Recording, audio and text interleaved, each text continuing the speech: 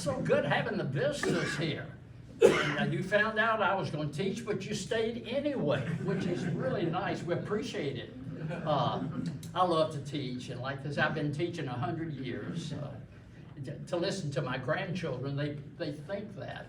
I was telling one of them, I was telling Laverne today, one of them asked me several years ago, said, "Papa, how old are you?" And like a fool, I said, "Well, how old do you think I am?" And she said 103. But she also thought 40 was very old. So, hey. But we do have 4 teachers. I'm one of the 4. And we've all been teaching a long time, and we get along real good. Of the 4 of us, Nancy, we haven't been in a fight, have you? Not this week. Not this week. Get along real good. We're going to be in 1 Corinthians today, and we're going to be in from the first chapter, 17 through 31. And the title of the lesson is Foolish Wisdom. Foolish wisdom. How can wisdom be foolish? I mean, my gosh. Well, Paul has a lot to say about foolish wisdom. And I think by this time, the people that are in here know my style of teaching. Who said it? When did he say it? Why did he say it? And what was he talking about? And I cover those, hopefully, those 4, so that we'll get a good indication of what Paul was saying to the church in Corinth. Who were the Corinthians? Why was Paul writing to them? And what kind of city was Corinth? Corinth was a wicked city. Roman soldiers and sailors who had retired from active duty to their Caesar in Rome were granted money for their retirement from a very grateful Caesar. Caesar loved his soldiers. He loved his sailors because of them, Caesar lived and did not die a horrible death. These sailors and soldiers protected the Caesar, all of the Caesars, but particularly the Roman soldiers and sailors. And when they retired, Caesar gave them a lot of money. He gave them money, and what they did, they took that money and said, "Oh, where are all of our other friends that have retired? Oh, well, they're in Corinth. Well, I'll just go to Corinth too." So as a result, Corinth, which was a wonderful seaport town, was where they came. The town was full of soldiers and sailors with a lot of money. And that brought in a lot of problems. Money sometimes is not the best thing that can happen to a lot of people. So, but Rome was they granted money for their retirement from this very grateful Caesar, and it resulted in a lot of riotous living. The very name Corinthian was synonymous with debauchery. Here's an example. On the hill of the Acropolis stood the great temple of Aphrodite, who was the goddess of love. In that temple were 1,000 priestesses who were sacred prostitutes, and in the evening they left the temple and plied their trade upon the streets of Corinth. Sounds great, doesn't it? What a town. In 46 BC, Caesar made Corinth a Roman colony. Even more, Corinth became a capital city, the metropolis of the Roman province of Achaia, which included practically all of Greece. Who were the Corinthians? Corinth's population was very mixed. As I said, there were the Roman veterans. We know about those. Many Jews were there. Phoenicians were there, and Phrygians from the east were there with their exotic customs. And my lesson said their customs were hysterical. I don't know what they were, but they were hysterical. But the soldiers and the sailors had a lot of money. The people had a lot of money. The Corinth was a wonderful city in the fact it was a seaport town. so the ships could come in and give all of the stuff and get their money, and they would go back out, and it worked real well as far as people getting fed and taking class. So class, as we get into our lesson today, you will agree that Paul really has his work cut out for him. Foolish wisdom. So what I'm going to do, I'm going to read you 1 Corinthians, the first chapter, 17 through 31, called Foolish Wisdom. For Christ did not send me to baptize, and this is Paul speaking, for Christ did not send me to baptize, but to proclaim the gospel, and not with eloquent wisdom, so that the cross of Christ might be emptied of his power. For the message about the cross is foolishness to those who are perishing, but to us who are being saved, it is the power of God. For it is written, and this is from Isaiah, he's quoting Isaiah, for it is written, I will destroy the wisdom of the wise, and the discernment of the discerning I will thwart. Wow. He's going to, Isaiah said that God will destroy the wisdom of the wise. Okay. And then he goes on. Where is the one who is wise? Where is the scribe? Where is the debater of this age? Has not God made foolish the wisdom of the world? For since, in the wisdom of God, the world did not know God through wisdom, God decided through the foolishness of our proclamation to save those who believe. Verse 22. For Jews demand signs, and Greeks demand wisdom, but we proclaim Christ crucified, a stumbling block to Jews, that's important, and foolishness to Gentiles. But to those who are called, both Jews and Greeks, Christ is the power of God and the wisdom of God. For God's foolishness is wiser than human wisdom, and God's weakness is stronger than human strength. Consider your own call, brothers and sisters. Not many of you were wise by human standards, not many were powerful, and not many were of noble birth. But God chose what is foolish in the world to shame the wise. For God chose what is foolish in the world to shame the strong. God chose what is weak in the world to shame the strong. God chose what is low and despised in the world, things that are not, to reduce to nothing things that are, so that no one might boast in the presence of God. God is the source of your life in Christ Jesus, who became for us wisdom from God, and righteousness and sanctification and redemption, in order that, as it is written, let the one who boasts, boast in the Lord. And that concludes that.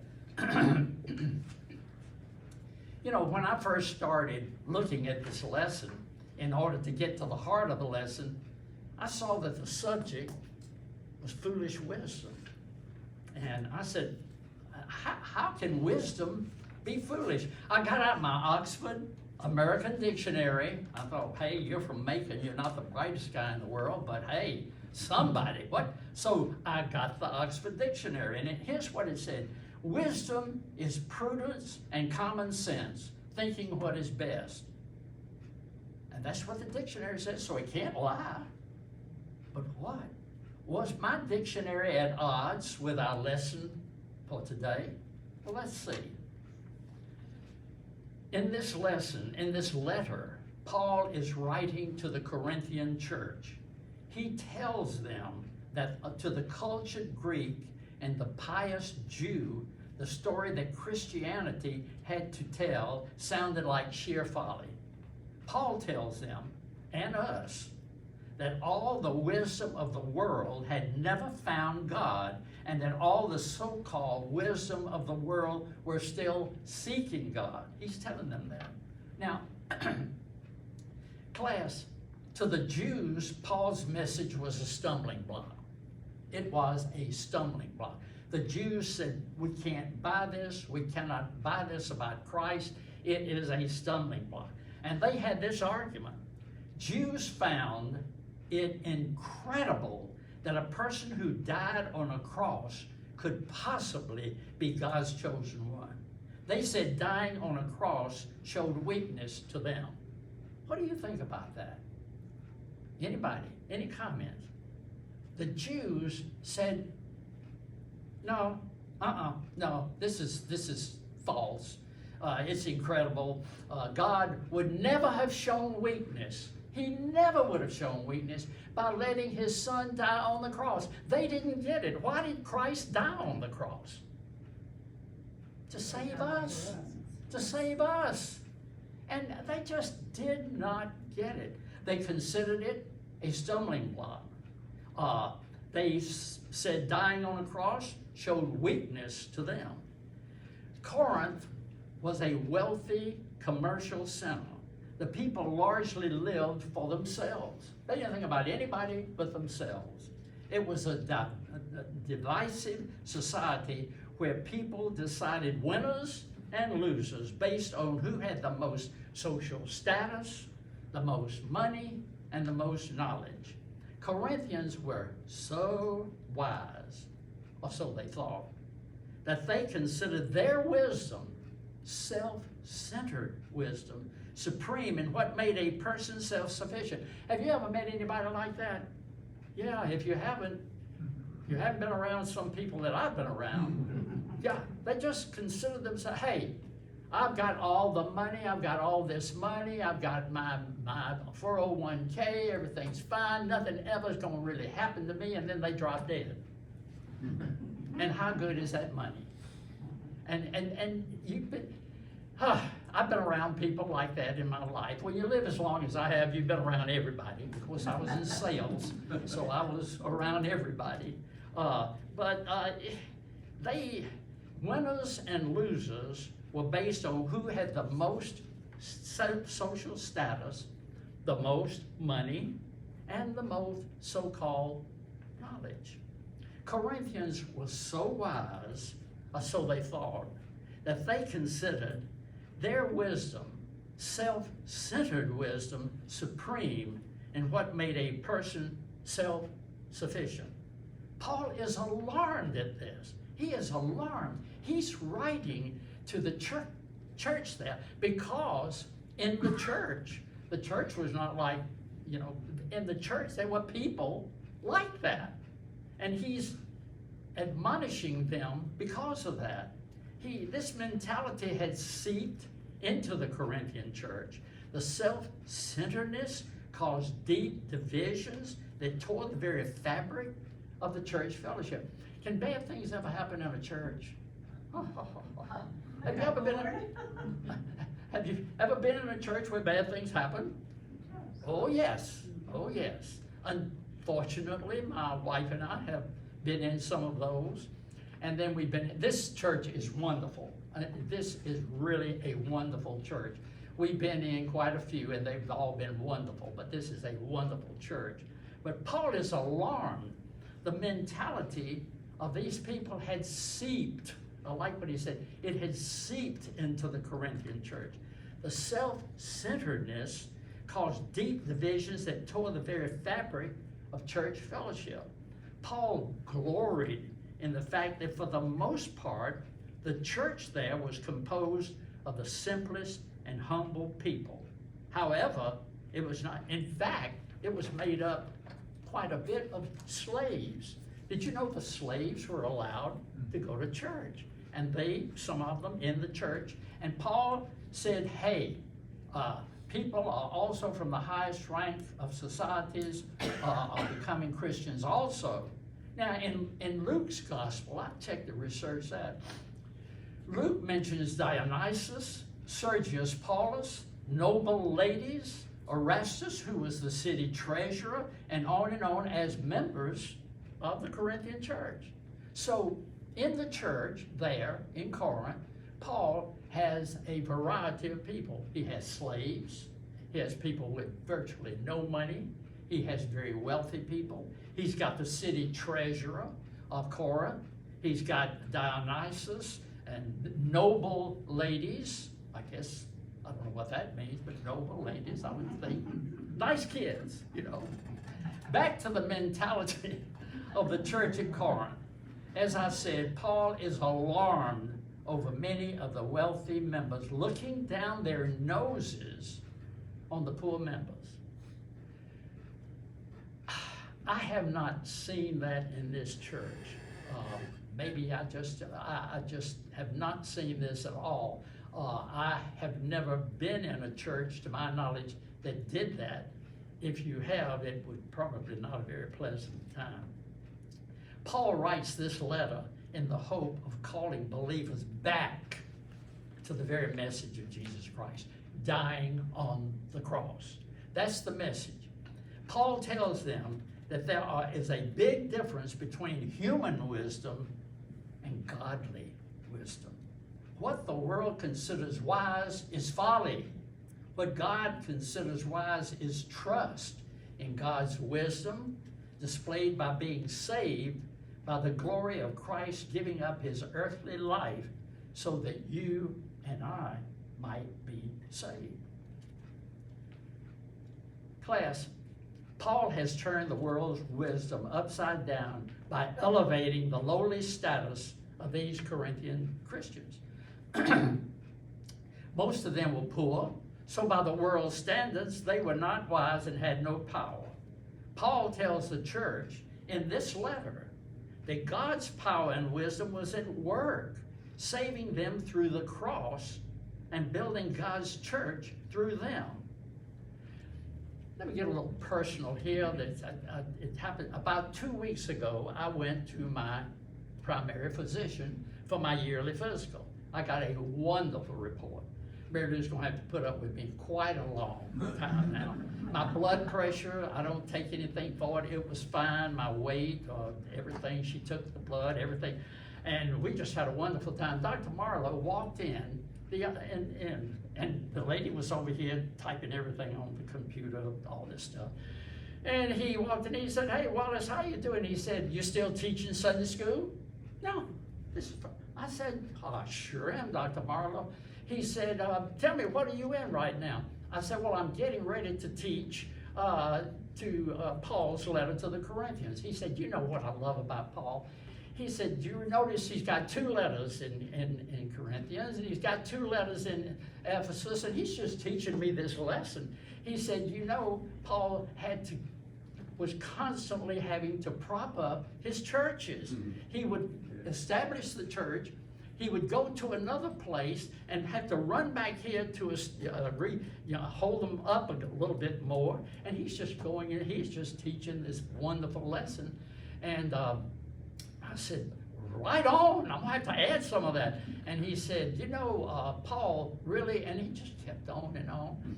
And he said, "Wallace, you keep teaching, because I think people that teach and reach are gonna have better health sometimes." And I certainly hope he's right.